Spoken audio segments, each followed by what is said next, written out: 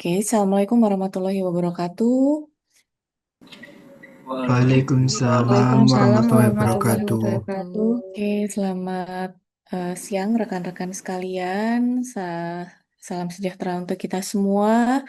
Em, Hari ini betul kelas IRP ya, rekan-rekan sekalian ya. Iya betul Bu. Betul, Betul Ibu. Oke, terima kasih rekan-rekan sekalian. Sebelumnya salam kenal. Perkenalkan saya Fitri Amalia, dosen program studi S1 Akuntansi di FEB UGM. Dan di semester ini saya akan mengampu mata kuliah Enterprise Resource Planning ya di Prodi S1 Akuntansi gitu.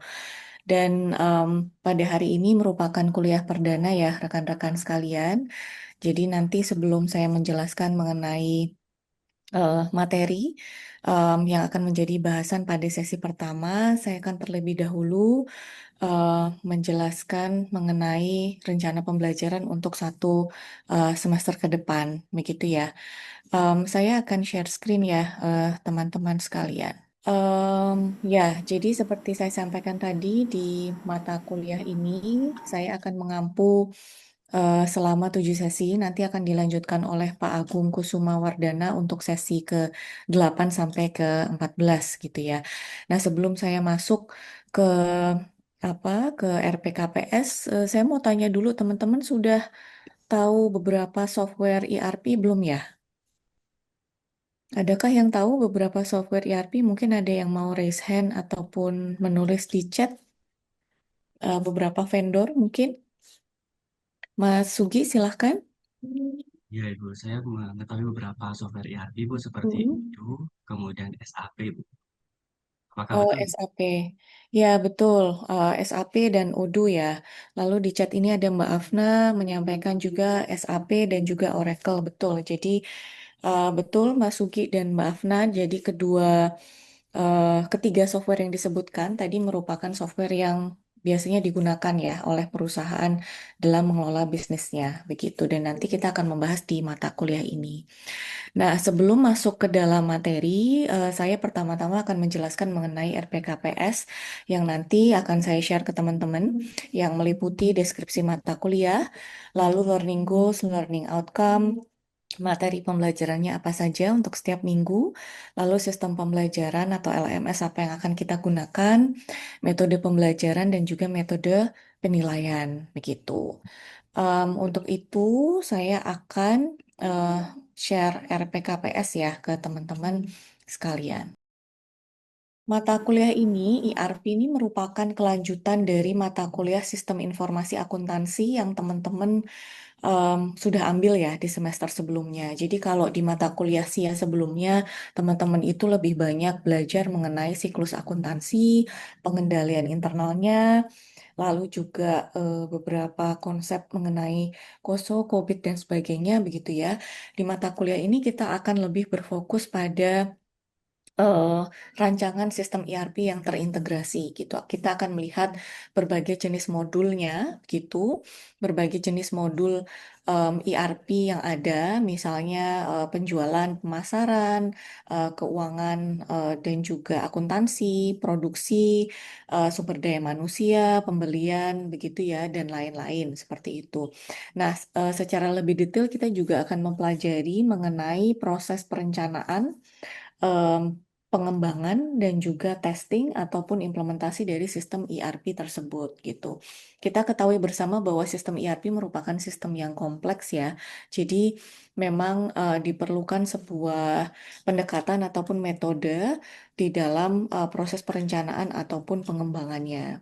Kita juga akan membahas mengenai proses bisnis reengineering ya atau perubahan proses bisnis yang perlu dilakukan oleh perusahaan sebelum mereka bisa mengimplementasikan ERP itu sendiri. Nah, itu sedikit ya mengenai course description atau penjelasan deskripsi mata kuliah. Lalu selanjutnya saya akan masuk ke kompetensi goals ya atau sasaran kompetensi ataupun luaran pembelajaran sasaran pembelajaran yang akan dicapai begitu ya oleh rekan-rekan mahasiswa dalam proses pembelajaran ini. ini. Jadi secara garis besar itu dibagi tiga. Yang pertama adalah mengenai knowledge atau pengetahuan. Nah, karena mata kuliah ini akan membahas banyak mengenai teknologi informasi, maka kita bisa lihat di sini bahwa ICT ini reinforced ya, yaitu sangat ditekankan di dalam mata kuliah ini. Sedangkan untuk topik-topik mengenai akuntansi keuangan, manajemen accounting ataupun audit assurance ini hanya apa namanya ya insidental ya. Nanti akan kita bahas ketika membahas modul-modul ERP yang berkaitan dengan hal tersebut. Yang kedua, critical thinking. Nah, ini kami juga menekankan pada kemampuan mahasiswa untuk bisa menganalisis permasalahan akuntansi begitu ya atau ERP dalam konteks ini. Karena nanti di setiap minggu teman-teman akan dibagi ke beberapa kelompok untuk menganalisis studi kasus mengenai ERP begitu ya dan juga memberikan solusi atas kasus tersebut.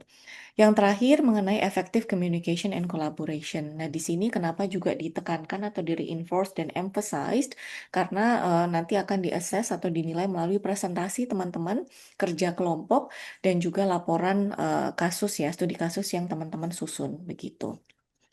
Untuk course objectives atau tujuan pembelajaran, seperti tadi saya sampaikan, akan mengcover proses perencanaan, desain, implementasi ERP, lalu business process reengineering, lalu kita akan mendiskusikan masing-masing modul dari ERP itu sendiri, dan juga dampaknya terhadap perubahan yang ada di dalam organisasi. Berikut dua buku utama yang kita gunakan ya teman-teman. Yang pertama adalah Sumner, yang kedua Motiwala. Kedua buku ini nanti akan bisa diakses di Elok ya. Teman-teman sudah familiar dengan Elok ya. Kita akan menggunakan Elok sebagai learning management system untuk mata kuliah ini. Nah, untuk metode assessment, nah ini ada beberapa komponen. Yang pertama adalah partisipasi, itu 20%. Cukup banyak ya rekan-rekan.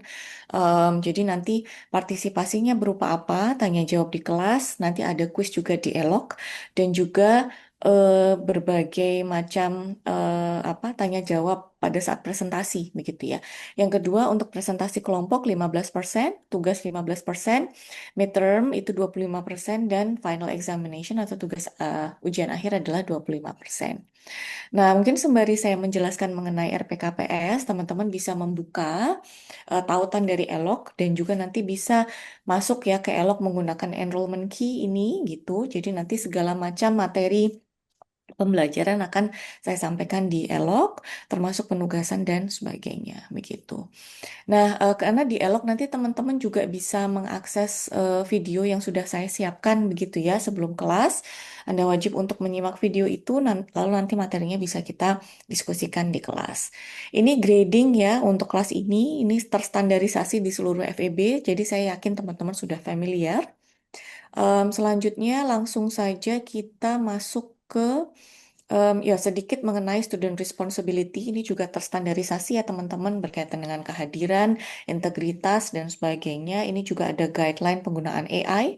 Jadi memang hanya diperbolehkan sebagai alat bantu gitu ya untuk checking spelling grammar, checking tools tetapi tidak diperbolehkan untuk menggunakan output ya generated by AI untuk diklaim sebagai tugas Anda seperti itu. Yang konsekuensinya nanti um, tugas tidak dinilai ataupun tidak lulusnya di mata kuliah ini. Ini weekly plan ya teman-teman. Seperti biasa sesinya akan terdiri dari 14 pertemuan. Hari ini kita akan membahas silabus dan juga chapter 1 terlebih dahulu. Nanti kita akan membahas mengenai re-engineering, enterprise architecture, software vendor selection, lalu juga operations implementation, global ethics security management. Setelah meet nanti diampu oleh Pak Agung, teman-teman akan lebih mempelajari mengenai modul-modul yang ada di ERP, Sales and Marketing, Accounting and Finance, Production Materials Management, Human Resources, Supply Chain Management, CRM, Sales Accounting and Finance, dan juga Production Asset HRM. Nah, di dua sesi terakhir nanti akan ada praktik ya menggunakan sidik ERP, yaitu aplikasi yang dikembangkan oleh FEB UGM untuk menunjang pembelajaran ERP ya. Itu mungkin penjelasan terkait dengan RPKPS. Apakah ada pertanyaan rekan-rekan? Mbak Fauziah dulu ya, silahkan. Iya Bu, terima kasih. Jadi saya ingin bertanya dari yang pertama, apakah ada referensi atau bacaan tambahan ya Bu di luar textbook utama tadi yang disarankan? Dan juga apakah akan ada semacam kuis selama perkuliahan atau memang penilaian itu hanya melalui tugas, presentasi, dan juga ujian saja? Terima kasih. Oke, terima kasih pertanyaannya Mbak Fauzia. Jadi untuk materi nanti akan ada kasus mingguan yang saya share ya melalui Elok. Di luar itu teman-teman bisa mencari referensi yang relevan yang bisa mendukung pembelajaran ini gitu. Nanti untuk material tambahan akan saya share juga di Elok.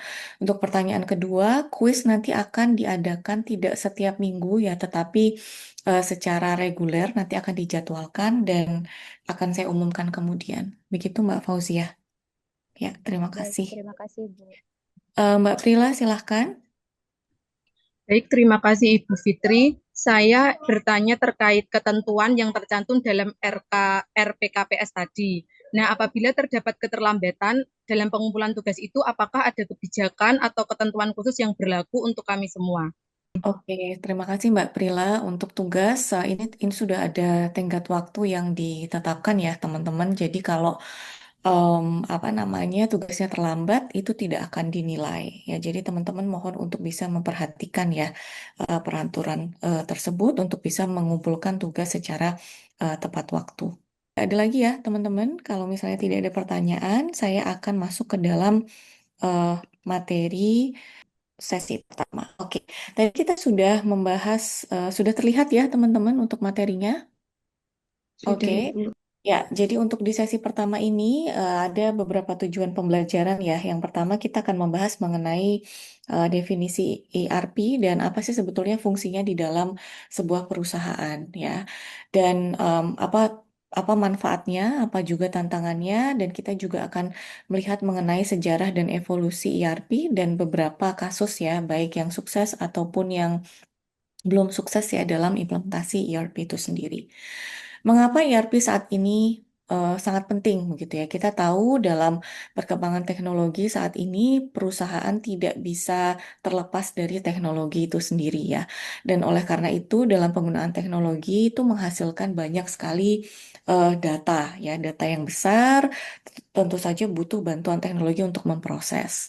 Nah, tapi ada beberapa tantangan. Jika di dalam perusahaan tersebut masih menggunakan beberapa sistem informasi yang tidak terintegrasi, misalnya masing-masing departemen menggunakan sistem informasi yang terpisah, maka data itu bisa tersebar dari berbagai departemen. Padahal bisa jadi satu data, misalnya data data customer itu dibutuhkan oleh beberapa departemen sekaligus ya, misalnya oleh sales, oleh production, em, oleh customer service dan sebagainya, sehingga ketika ada beberapa sumber data itu justru akan membuat rancu ya dan membuat pengambilan keputusan itu menjadi terhambat. Lalu yang kedua, sistem yang tidak terintegrasi atau silo system itu juga menjadikan proses yang tidak efisien atau terduplikasi gitu ya, sehingga pengambilan keputusan tadi menjadi lambat dan juga tidak akurat. Nah, mengapa penting? Karena sistem ERP yang terintegrasi mengintegrasikan berbagai modul dan bisnis proses itu, bisnis proses menjadi terintegrasi end to end. Selain mengotomatisasi bisnis proses, itu juga bisa meningkatkan akses data, meningkatkan workflow, informasi secara real time untuk perusahaan, lalu juga menjadi data tersebut menjadi satu-satunya sumber data yang valid ya, sehingga pengambilan keputusan juga menjadi lebih tepat dan cepat. Nah, di sini juga ingin saya tekankan bahwa ERP ini bukan sekedar software akuntansi, melainkan tulang punggung organisasi karena berbagai macam data pengambilan keputusan itu berasal dari sistem ERP itu sendiri, begitu ya. Kita bisa bayangkan kalau misalnya sistem sales tidak terintegrasi dengan supply chain atau rantai pasokan, jadi kita tidak bisa mengetahui kapan misalnya sediaan itu akan datang dan kapan sales itu atau penjualan itu bisa dilakukan atau dipenuhi gitu ya oleh perusahaan. Selanjutnya mengenai definisi ya, apa itu ERP? Nah, sistem ERP adalah perangkat lunak yang digunakan untuk mengelola data perusahaan. Jadi dia berfungsi untuk mengelola berbagai macam fungsi gitu ya, termasuk supply chain, penerimaan barang, manajemen inventory, pemesanan, pelanggan, produksi, pengiriman, sumber daya manusia, dan fungsi bisnis lainnya gitu. Nah, mengintegrasikan berbagai macam bisnis proses gitu, tetapi juga ada tantangannya gitu ya, karena bisa jadi perusahaan sudah punya legacy system sebelumnya gitu ya. Atau misalnya tadi misalnya ada sistem informasi yang terpisah-pisah gitu. Atau implementasi sistem ERP ini mengharuskan perusahaan itu untuk melakukan business process reengineering yang itu juga tidak mudah gitu ya. Di mana perusahaan harus mengevaluasi business process existing, lalu juga memutuskan alignment ya business process atau pemangkasan bisnis proses yang tidak efisien gitu ya untuk bisa menerapkan sistem ERP. Nah, di sebelah kanan ini adalah gambar dari sistem apa namanya manufaktur yang terintegrasi dengan supply chain management system di PT Nestle. Dulu pada saat awal ya sebelum implementasi sistem ERP, PT Nestle itu punya beberapa legacy system ya, dan mereka juga menghadapi tantangan yang sangat besar di mana mereka tidak bisa secara akurat memprediksi ekspektasi apa namanya target penjualan gitu ya atau realisasi penjualan dan sistem itu belum terintegrasi dengan rantai pasok ya. Akibatnya apa? Ya produksi mereka tidak bisa memenuhi apa kebutuhan ya atau demand di market ya sehingga sales itu tidak bisa mencapai jumlah yang diharapkan. Nanti akan kita lihat beberapa kasus ya berkaitan dengan kendala ERP ke depannya. Nah, tapi pada akhirnya di sini PT Nestle setelah mengimplementasikan ERP mereka sukses ya berhasil untuk bisa lebih efisien dalam pengelolaan supply chain management dan juga sales sehingga angka sales targetnya itu tercapai. Evolusi. Nah, sebelum menjadi seperti sekarang ya, teman-teman mungkin taunya sistem ERP itu cloud atau berbasis awan ya, di mana perusahaan itu tinggal melanggan misalnya modul yang dibutuhkan, mereka tidak perlu melakukan investasi pada infrastruktur ya atau CAPEX untuk bisa menggunakan. Apalagi sekarang sudah modular, platform based, bisa diintegrasikan misalnya dengan external system seperti CRM, SCM, ataupun e-commerce ya yang digunakan oleh perusahaan. Tetapi dulunya sistem ERP itu sebetulnya adalah satu sistem yang berdiri sendiri. Dia tidak modulnya satu, hanya fokus untuk manufacturing atau produksi dan juga manajemen aset gitu. Tetapi setelah evolusi kebutuhan dan juga teknologi, dia dikembangkan sebagai satu sistem yang terintegrasi dan menjadi apa namanya perkembangan ERP saat ini gitu ya, berbasis cloud dan juga modular. Nah, pendekatan sistem terintegrasi ini banyak manfaatnya ya. Seperti tadi sudah saya singgung, misalnya berkaitan dengan konsistensi data, koordinasi yang lebih baik antar fungsi gitu ya. Tapi prasyaratnya apa? Prasyaratnya adalah ya menggunakan satu sistem yang terintegrasi, satu sumber basis data gitu ya, yang memungkinkan akses itu bisa dilakukan gitu ya oleh para pengguna dan pengambil keputusan. Konsekuensinya apa? Nah, ini perlu standarisasi proses seperti tadi saya sampaikan ya. Perusahaan perlu melakukan BPR atau Business Process Reengineering. Nanti akan ada satu bab khusus yang membahas mengenai BPR. Nah, itu yang positifnya. Negatifnya, nah mungkin berkurangnya fleksibilitas lokal gitu ya, karena sistem ERP ketika kita pakai vendor eksternal, nah mungkin ada risiko vendor lock-in atau ketergantungan gitu ya. Dan nanti ada strategi yang bisa digunakan oleh perusahaan untuk meminimalisir hal tersebut. Nanti akan kita bahas juga di sesi khusus mengenai hal tersebut. Manfaat ya, tambahan dari yang beberapa poin tadi ya rekan-rekan. Jadi misalnya tadi pengurangan waktu dan biaya proses bisnis, meningkatkan kinerja operasional, keterhubungan lebih baik dengan pemasok dan pelanggan, ya karena tadi modulnya terintegrasi, dan juga memungkinkan akses data yang sama antar fungsi untuk perencanaan dan juga pengendalian. Selain itu, karena transaksi dicatat secara real time, ya penyusunan laporan keuangan juga bisa dilakukan secara real time. Begitu ya, rekan-rekan. Hasil kinerja ERP ini beberapa tadi sudah sempat saya jelaskan sebelumnya ya, rekan-rekan. Modul, nah ini tadi ada beberapa yang disebutkan oleh teman-teman gitu ya, SAP, Oracle, Odoo, Microsoft Dynamics 365 ya. SIDEC ERP juga sebetulnya bisa masuk ya ke dalam sini. Mungkin belum menjadi vendor utama, tetapi FEB UGM berupaya untuk terus ya mengembangkan SIDEC ERP dan mengimplementasikan ya untuk khususnya untuk UMKM dan juga untuk pembelajaran. Nah, modul utama ERP yang pertama untuk penjualan, kedua pembelian, perencanaan produksi, akuntansi keuangan, akuntansi manajemen dan juga sumber daya manusia. Ini beberapa modul utama gitu ya yang ada. Mungkin teman-teman ada yang tahu nggak modul tambahan yang nggak ada di sini gitu? Izin Bu, Ya, Modul aset, Bu. ya, modul aset belum ada ya, Mbak Usfa, betul. Nah, itu biasanya juga menjadi apa namanya modul tersendiri gitu ya. Apalagi untuk perusahaan apa namanya dagang begitu ya, manufaktur juga banyak ya pengelolaan di situ. Oke, terima kasih Mbak Uswa. Kita lanjut ya. Oke, analisis biaya manfaat ERP gitu ya.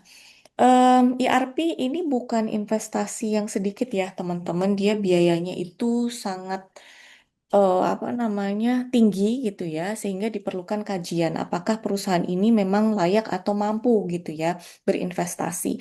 Makanya di sini ada yang disebutkan dengan metode net present value yang biasanya ini diperhitungkan terlebih dahulu menggunakan discounted cash flow atau ekspektasi aliran kas masuk gitu ya yang akan diperoleh dari perusahaan atas investasi itu. Jadi diprediksi dulu nih kira-kira kembaliannya cash flow-nya dari implementasi ERP ini seperti apa. Nah, dari mana? Itu dari berbagai manfaat gitu ya yang dikuantifikasi.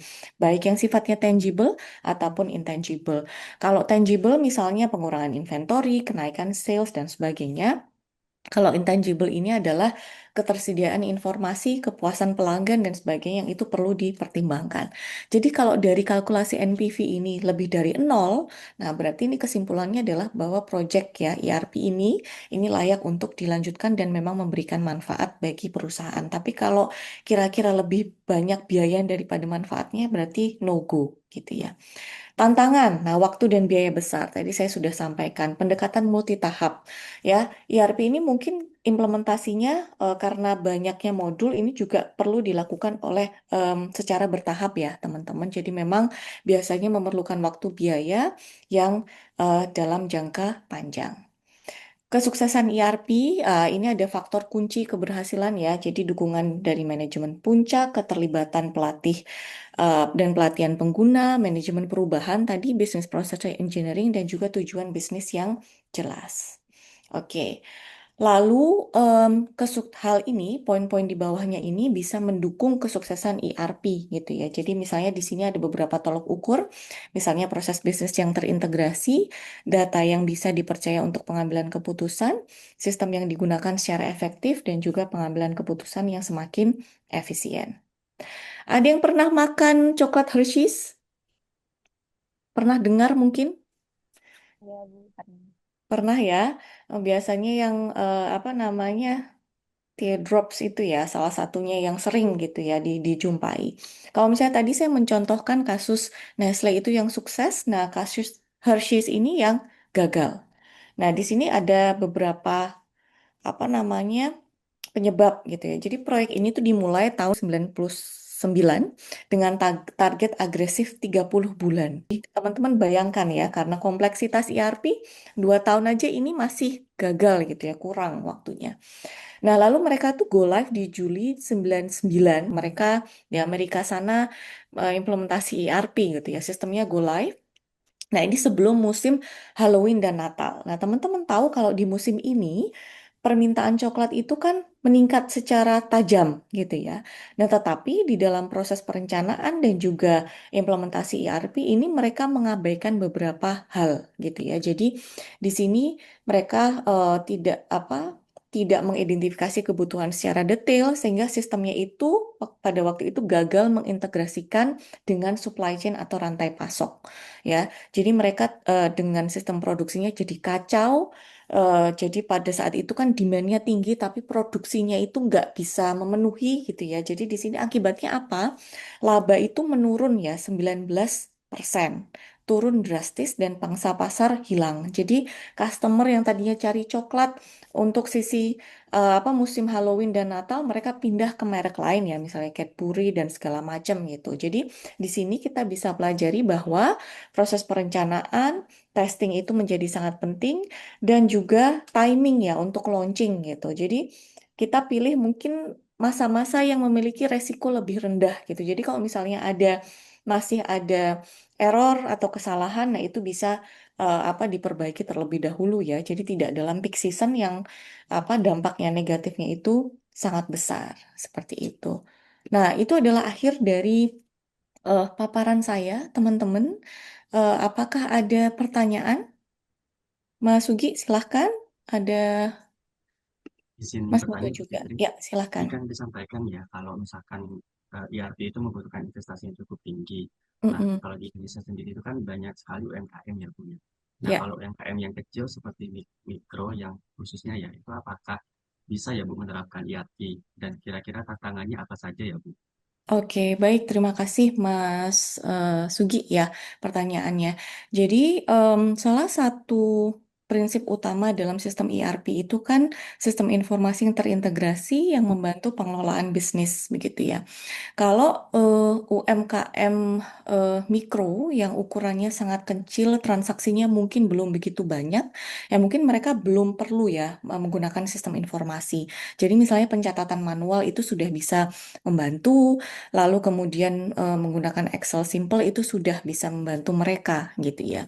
Nah, tetapi ketika dia sudah misalnya naik kelas ke apa menengah ya, kecil ataupun menengah di mana transaksinya sudah semakin besar, nah mereka memerlukan ya sistem ERP dalam untuk skala UMKM atau yang sifatnya lebih sederhana dan mudah untuk digunakan seperti itu. Jadi em, seperti itu. Tantangannya ya tadi, misalnya mereka mungkin memaksakan ya, itu kan bisa jadi dari biaya, bisa jadi dari sumber daya manusia gitu, yang biasanya itu kita temui di lapangan seperti itu. Oke, terima kasih. Selanjutnya Mas Muto. Baik Ibu, izin bertanya, Ya, eh, apa perbedaan ERP dengan software akuntansi biasa seperti buku oke. warung dan lain-lain seperti Ya, itu? oke. Terima kasih Mas Muto.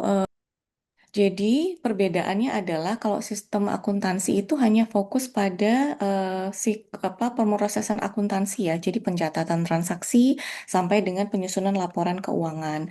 Tetapi kalau ERP itu tidak hanya pada fungsi akuntansinya saja ya. Jadi tadi seperti saya sampaikan ada modul-modul lain ya, penjualan, pembelian, aset, pengadaan, procurement nanti bisa terintegrasikan dengan SCM, CRM begitu ya. Jadi dia mengintegrasikan bisnis proses secara end to end. Baik Ibu, terima Oke, kasih. baik. Mohon maaf sekali ya Mbak Husna dan Mas Naufal karena keterbatasan waktu. Nanti saya akan buka apa forum diskusi di Elok ya. Nanti teman-teman bisa menanyakan pertanyaan di Elok. Nanti saya akan merespon di Elok seperti itu karena kuliah kita dibatasi pada hari ini ya. Sebelum saya tutup, saya ingin menanyakan mungkin satu poin refleksi yang mungkin bisa disampaikan oleh perwakilan salah satu dari rekan-rekan mungkin poin utama apa ya yang dipelajari pada hari ini. Mbak Uswa, silahkan. Baik Bu Fitri, pada pembelajaran kali ini kita menjadi tahu bahwa ternyata kehadiran ERP bagi dunia usaha itu sangat bermanfaat. Tadi Bu Fitri sudah menjelaskan ada manfaat secara tangible dan juga intangible. Secara tangible-nya kita di perusahaan itu menjadi sistemnya menjadi terintegrasi dalam seluruh proses bisnisnya, mulai dari penjualan, produksi, keuangan hingga SDM dan juga modul aset, di mana datanya menjadi satu basis data bersama sehingga perusahaan mampu mengatasi duplikasi data begitu. Selain itu, transaksi juga dapat dipantau secara real time yang mana membantu proses pembukaan menjadi lebih cepat. Nah, kalau secara intangible sendiri, hasil dari laporan keuangan yang sudah dihasilkan di ERP ini mampu menjadi bahan pengambil keputusan oleh manajemen begitu, Bu. Oke, Terima kasih, baik. Bu. Terima kasih sekali Mbak Uswa. Refleksi yang sangat lengkap ya. Tadi kita membahas mulai dari definisi, evolusinya, lalu juga manfaatnya kira-kira apa gitu. Lalu juga tantangannya apa bagi perusahaan dan bagaimana sebaiknya perusahaan itu mengapproach ya atau pendekatan yang tetap tepat untuk pengembangan maupun implementasi sistem ERP.